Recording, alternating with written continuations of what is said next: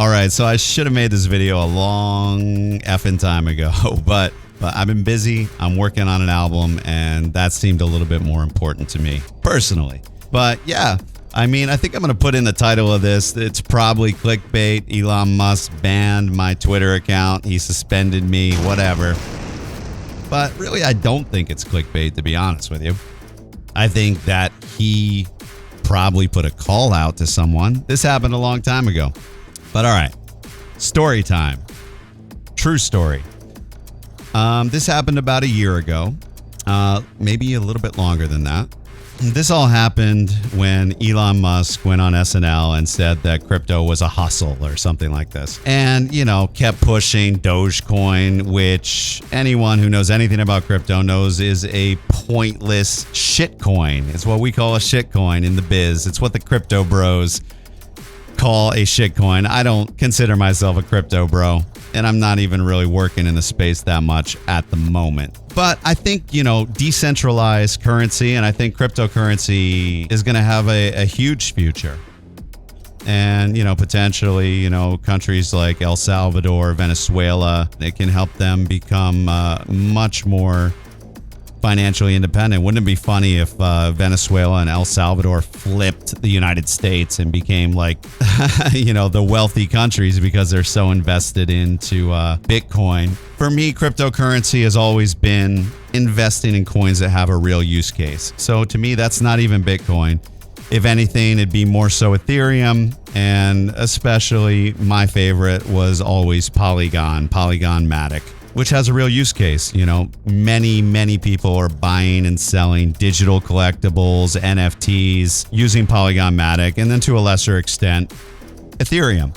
Anyway, this is not a crypto lesson, but what he did, pushing this shit coin that has no real use case, has no real utility, has no real point, when there are actual coins that have a point, that there's a use case for, like Polygon.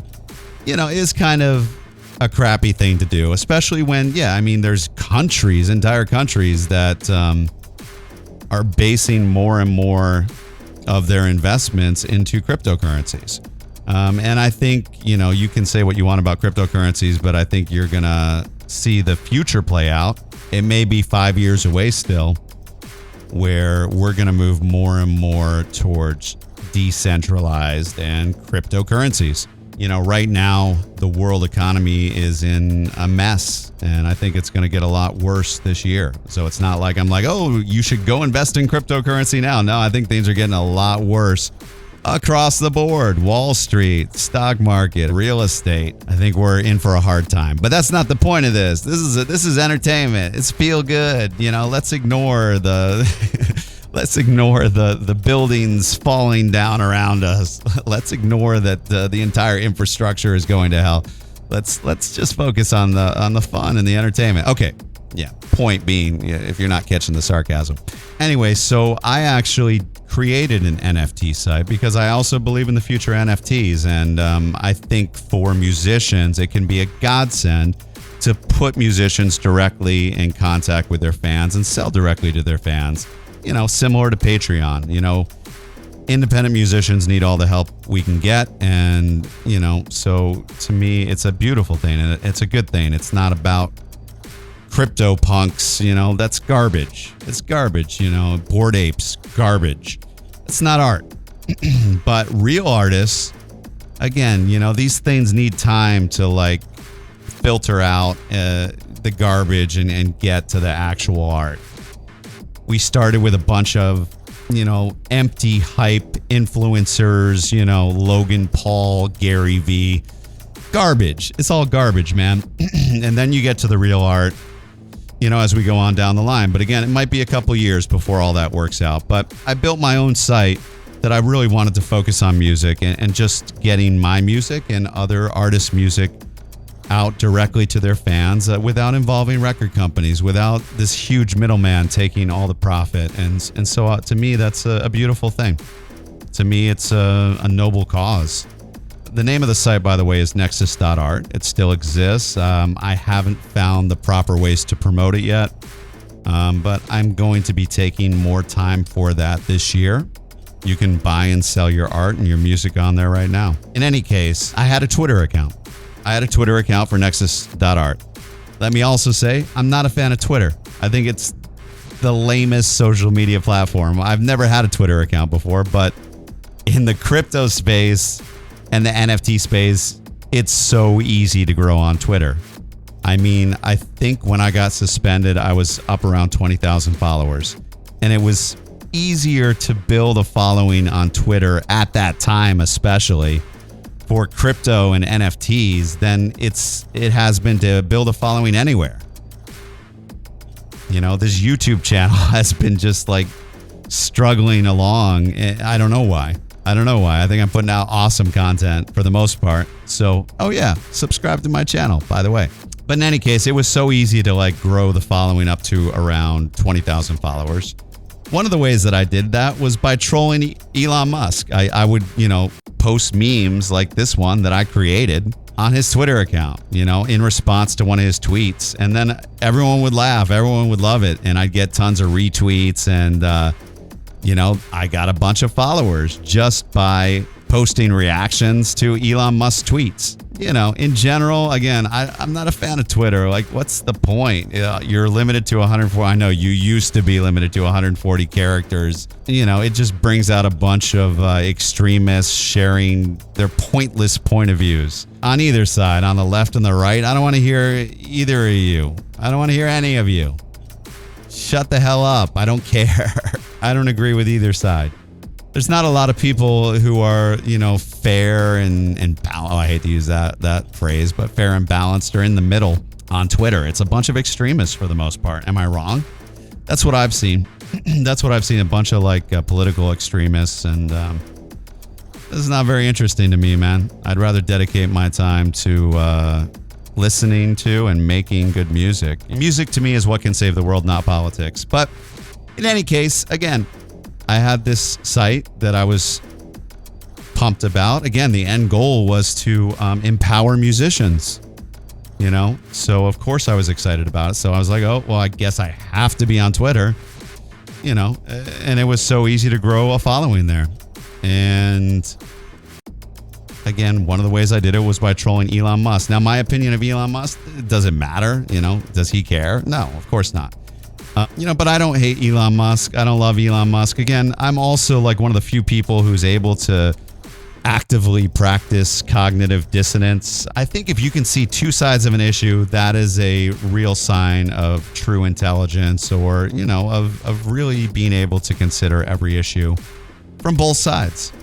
So on Elon Musk, I know he's on the spectrum. I know that's why he does some of the things that he does.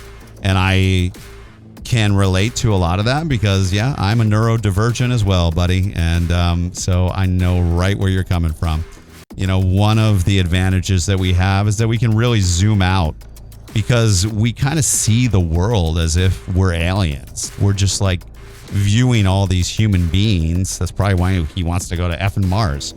We're just like viewing all these human beings as if you're the alien species. We're like, so we're able to kind of zoom out and see things maybe, I think, from a better perspective than someone who is neurotypical and you're just so close to all these issues.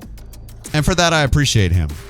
I don't agree that he kept pushing this meme coin that had no value, no utility. But I mean, Dogecoin dropped too at that time. So whatever he was trying to do didn't work. Anyway, the point being is I didn't feel bad about trolling Elon Musk because he was trolling the whole world.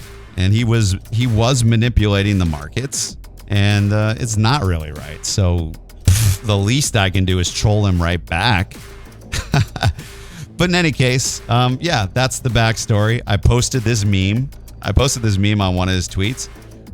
I think it was within 30 minutes. It might have taken an hour, but I really think it was like only 30 minutes, man. My account was suspended.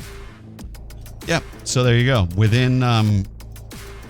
Within 30 minutes of me responding to one of his tweets with that meme, my account was completely suspended. I wrote Twitter several times, their support, and they got back to me once and said, yeah, we'll get back to you on this matter. And then I wrote them, I think, 5 more times.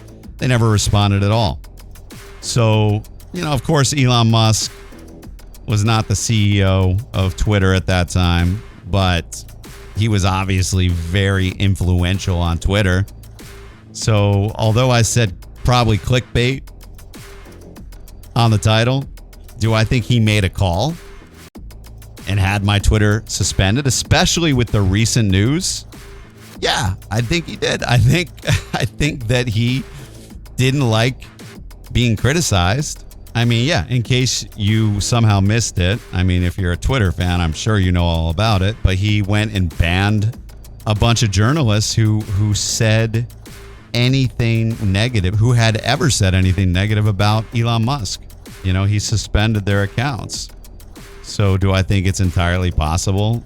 Because my reactions on his tweets were getting a lot of likes and a lot of follows. So I'm sure he didn't like that. He can troll all day, but apparently he can't take it.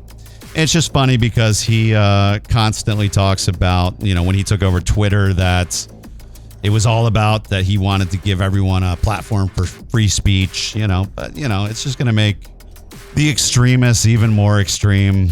I 100% support that everyone should have free speech on Twitter, but it's kind of hypocritical when you don't support that yourself, right? It's probably typical of being neurodivergent that, a lot of us are very sensitive, but we're also like super blunt, and it's hard for us to know when we're offending other people. I don't hate Elon Musk. I'd like my Twitter account back that I had, because it was, I have a new one, but we were growing pretty quickly. It was all organic.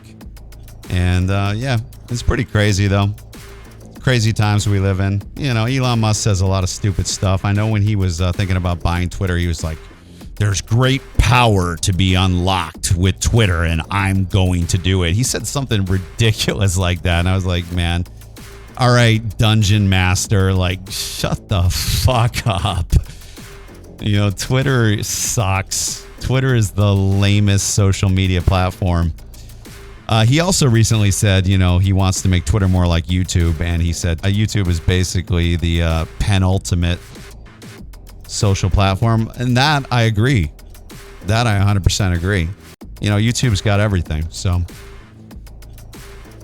YouTube's the best social platform. I'll probably make a video about that too, because the YouTube algorithm, I'm sure will love that. And I want to get a bigger following on YouTube. Screw Twitter. And yeah, screw you, Elon Musk. I don't hate you, but screw you for that, man. You shouldn't have suspended my account just for posting a meme. All right, peace the fuck out.